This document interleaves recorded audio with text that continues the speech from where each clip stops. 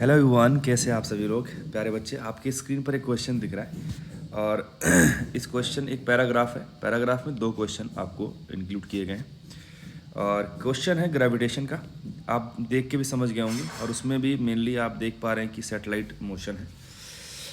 तो क्वेश्चन पहले क्या कहता है पढ़ लेते हैं। A satellite is moving around earth, जिसका मास दे रखा है और रेडियस दे रखा है, in a circular orbit of 2r in equatorial plane. आपको ये दे रखा है। हमसे पहला क्वेश्चन कहता है कि find the area on earth this satellite covers to for communication purpose in its one complete revolution with respect to earth. तो क्या होगा वो देखेंगे अभी। क्वेश्चन नंबर 2 कहता है particle is projected from this satellite radially outward relative to satellite with speed u। Find the minimum value of u so that particle escape from the gravitational force of earth. ठीक है, और ये assumptions दे रखे हैं। आपको बस इतना सोचना है, वीडियो के बाद भी सोचना है कि इसका क्या यूज़ रहेगा। ठीक है, फिलहाल हम बढ़ते हैं और पहले क्वेश्चन को निपटाएंगे, है ना। आप उसके लिए मैंने डायग्राम बनाया, ध्यान सुनिएगा। बहुत बहुत सिंपल क्वेश्चन है और अच्छा क्वेश्चन भी कह सकते हो आप। यहाँ पर आपका सैटेलाइट है ना। ये सैटेलाइट है बच्चे, ये पूरा घूमेगा ऐसे, है ना, ऐसे घूमेगा। ठीक है, अच्छा ये क्या कर रहा है अब, ये कितने रेंज तक वो अब सिग्नल भेज सकता है। तो आप क्या करोगे, इससे टेंजेंट ड्रॉ करोगे, ये इतने एरिया में वो अर्थ के भेज सकता है वो, है ना। अच्छा आप ये सोचो कि जब ये पूरा घूम जाएगा, है ना, तो ये सिर्फ इतना एरिया छोड़ के, इतना एरिया इधर, इतना एरिया इधर छोड़ के बाकी अर्थ का सारा एरिया क्या कर लेगा, वो कवर कर लेगा एक कंप्लीट रिवॉल्यूशन में। इतनी बात समझ में आई है? एक कंप्लीट रिवॉल्यूशन में इतना वो कवर कर लेगा। सिर्फ ये जो मैंने शेडेड पोर्शन दिखाया है, सिर्फ यही कवर नहीं कर पाएगा वो। तो उसके लिए मैंने क्या सोचा कि इतना एरिया निकाल लिया जाए और उसको कंप्लीट टोटल सरफेस एरिया जो होता है 4πr², उससे माइनस कर दे, हमारा काम हो जाएगा, है ना। तो उसके लिए क्या करना पड़ेगा। अब आप एक चीज़ देखो, आप सभी लोगों ने शायद एक सॉलिड एंगुलर कंसेप्ट सीखा होगा, या फिर इलेक्ट्रोस्टैटिक्स में बड़ा इंपॉर्टेंट चीज़ है वो सिखाते हैं कि अगर मान लीजिए हमारे पास कोई एक चार्ज पार्टिकल ऐसे रखा गया और यहाँ पर एक कैप दे दिया गया, ऐसे कोन कोन बांध लो आप, है ना। कोन के वर्टेक्स पे चार्ज रख दिया जाए तो कोन का जो ये सर्कुलर वाला पार्ट होता है उससे कितना जो है फ्लक्स निकल जाएगा। हम कई बार इसके कैलकुलेशन की बात करते हैं, है ना। तो आप ये चीज़ देखो कि ये जो एरिया है, अगर मुझे ये एरिया मिल जाए तो मेरा काम हो जाएगा।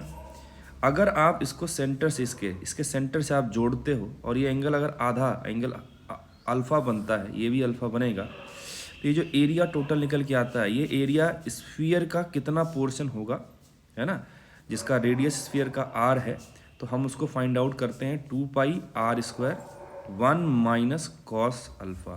अल्फ़ा मतलब हाफ कोन एंगल है। सिंपल है, बात समझ में आ रही है क्या।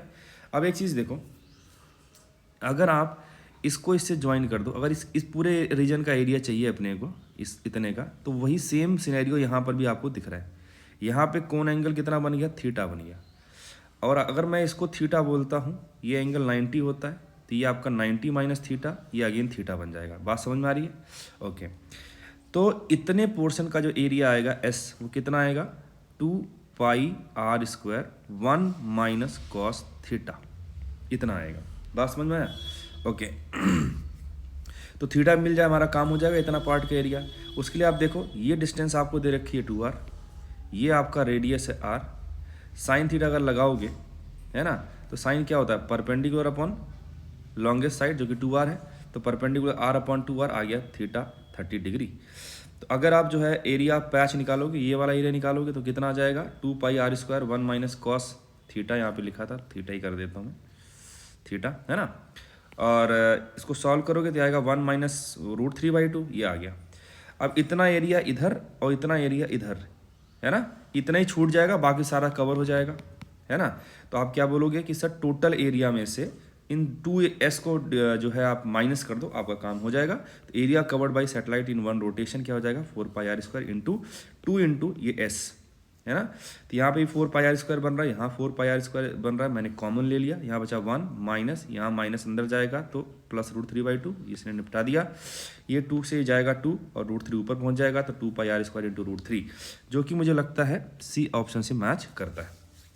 ठीक है, तो समझाने में टाइम गया, अदरवाइज आसान था। इसमें एक ही कंसेप्ट आपको याद रखना है कि वही है कि स्फीयर का कोई जो है पोर्शन अगर आपको पता करना है, जो पोर्शन जो है सेंटर पे अगर आप देखो ध्यान से 2 थीटा एंगल सबटेंड कर ले, या आप कह दो कि थीटा हाफ एंगल सबटेंड कर ले, तो उसका एरिया आता है 2 pi r square 1 minus cos theta. ये बहुत सारी जगहों पर डायरेक्ट इस्तेमाल होता है, इसलिए आई विल रिकमेंड कि आप इसे याद रखें। ठीक है, नेक्स्ट प्रॉब्लम की तरफ बढ़ते हैं। क्वेश्चन नंबर 2 इसका, पार्टिकल इज प्रोजेक्टेड, आपसे कहता है कि एक सैटेलाइट है ना, सैटेलाइट है जो यहाँ चल रहा है, यहाँ पे 2r डिस्टेंस पे। कहता है इस सैटेलाइट से हमने क्या किया, एक बहुत छोटा सा ऑब्जेक्ट, बहुत छोटा सा ऑब्जेक्ट, मास जिसका बहुत कम है, उसको रेडियली आउटवर्ड डायरेक्शन में विद रिस्पेक्ट टू सैटेलाइट फेंकते हैं हम लोग। ठीक है ना। ओके, हमसे बोला गया कितना मिनिमम स्पीड आप दे दो ताकि वो क्या कर जाए, स्केप हो जाए। क्या हो जाए, स्केप हो जाए। तो देखो स्केप होने के लिए आपको क्या करना पड़ता है कि बाइंडिंग एनर्जी जो होती है उसका जो वैल्यू है वो क्या कर देना चाहिए, ग्रेटर देन और इक्वल टू 0 कर देना चाहिए। देखो जब तक बाइंडिंग एनर्जी नेगेटिव होती है तब तक आप ये देखते हो कि वो सर्कुलर मोशन में परफॉर्म करता रहेगा वो, है ना, क्योंकि उसकी एनर्जी नेगेटिव है अभी। लेकिन जैसे ही बाइंडिंग एनर्जी 0 हो जाएगी, समझ लो कि वो कंडीशन हो गया कि उसके बाउंडेशन को छोड़ के भाग जाएगा वो, है ना।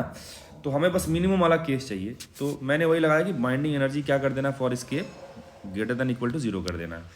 अब उसके लिए हमें 2 बातें चाहिए कि बाइंडिंग एनर्जी में कौन कौन आता है, एक तो काइनेटिक एनर्जी आएगा और एक आएगा आपका पोटेंशियल एनर्जी। ठीक है, तो पोटेंशियल एनर्जी लिखना बहुत आसान है। इस पॉइंट पर पोटेंशियल एनर्जी क्या हो जाएगा, माइनस Gm1m2/r, और r की जगह पे कितना है, 2r है, तो देखो मैंने लिख दिया यहाँ पे पोटेंशियल एनर्जी। बात करते हैं काइनेटिक एनर्जी की। अब उसमें एक बात बोला कि जो u है, u जो है ये वेलोसिटी जो है, velocity of object with respect to satellite है ना, सैटेलाइट है ये, तो वो थोड़ा सा ध्यान में रखना था अपने को u। तो जो ग्राउंड के रेस्पेक्ट में या इसके रेस्पेक्ट में जो आएगा वो इधर कहीं आएगा वेलोसिटी v डैश मान लो, वो इन दोनों का वेक्टर सम हो जाएगा, है ना। भाई आप क्या लिखते हो, velocity of object with respect to satellite, उसे क्या लिखोगे, velocity of object plus minus velocity of satellite. तो वेलोसिटी ऑफ ऑब्जेक्ट क्या लिखोगे, velocity of OS plus VS। ये क्या था, velocity of object with respect to satellite plus velocity of satellite, इन दोनों का वेक्टर सम ही तो आएगा आपको एब्सोल्यूट वेलोसिटी या ग्राउंड के रेस्पेक्ट में। हाँ सर, वही मैं बोल रहा था। तो जो वेलोसिटी मैं लिखूंगा जो है वो इन दोनों का वेक्टर सम आएगा। जब मैं स्पीड लिखूंगा तो स्पीड में ऐसे लिखूंगा हाफ m, इन दोनों का वेक्टर सम का स्क्वायर, है ना, ये आ गया। क्लियर है, चूंकि आप देखो ये दोनों आपस में 90 डिग्री पर है, इनका जो रिजल्टेंट आएगा v डैश, वह लिखोगे आप u square plus v square. इसका जब स्क्वायर करोगे काइनेटिक एनर्जी के लिए, simply u square plus v square बचेगा। बात समझ में आया क्या। और ये v0 क्या था आपका, ऑर्बिटल स्पीड था सैटेलाइट का। सैटेलाइट का ऑर्बिटल स्पीड क्या होता है, √Gm/r। r क्या है, रेडियस ऑफ ऑर्बिट, है ना, तो वो हमारे पास 2r था। तो v0 पता चल गया हमें, इसकी काइनेटिक एनर्जी पता चल गई हमें, पोटेंशियल एनर्जी पता था हमें, है ना। तो पोटेंशियल एनर्जी काइनेटिक एनर्जी का सम मस्ट बी ग्रेटर देन और इक्वल टू 0। बस हमें सॉल्व करना है। यहाँ पे आप देखो m से m निपटा दो, यहाँ बचेगा माइनस Gm/2r, यहाँ हाफ, यहाँ m चला गया, v square plus u square greater than equal to 0। अब यहाँ से इसको इधर भेज दो आप, तो ये बच गया Gm/r, ये 2 से 2 चला गया ना, तो यहाँ Gm/r बच गया, इसको इधर भेज दीजिए आप v0 स्क्वायर, तो यहाँ पे आ गया Gm/r माइनस Gm/2r, क्योंकि v0 था √Gm/2r, तो v0 स्क्वायर कितना हो जाएगा, Gm/2r। तो ये Gm/r माइनस Gm/2r करोगे तो आएगा Gm/2r। तो u square must be greater than और इक्वल टू दिस, तो u क्या हो जाएगा, greater than equal to √Gm/2r। और चूंकि हम अगर मिनिमम की बात करें तो सिंपल √Gm/2r आ जाएगा। ठीक है, तो ये 2 क्वेश्चन था, अगेन जो है आप के लिए बहुत टफ प्रॉब्लम नहीं थे ये, बट यस आप जितने भी लेक्चर मेरे देखोगे आप कहीं ना कहीं आपको समझ में आएगा कि ये आपके एग्जाम के लिए बड़े इंपॉर्टेंट है। छोटी बातें हैं लेकिन एग्जाम में बहुत बड़ी बातें नहीं करेगा वो, छोटी छोटी बातों से ही बड़ी बातें की तरफ ले जाएगा वो। तो ये छोटी छोटी बातें आपका फाउंडेशन जो है डेवलप करते हैं। आई होप आपको पूरी बात समझ में आया होगा, ये दोनों क्वेश्चन आपको एकदम बढ़िया से क्लियर होगा। ये वाली बात आप लोग सोचना कि इसका क्या यूज है, ठीक है। ओके, चलिए फिर मिलते हैं नेक्स्ट वीडियो लेक्चर में, तब तक आप अपने घरों में मस्त रहिए और स्वस्थ रहिए। Bye bye, see you, take care.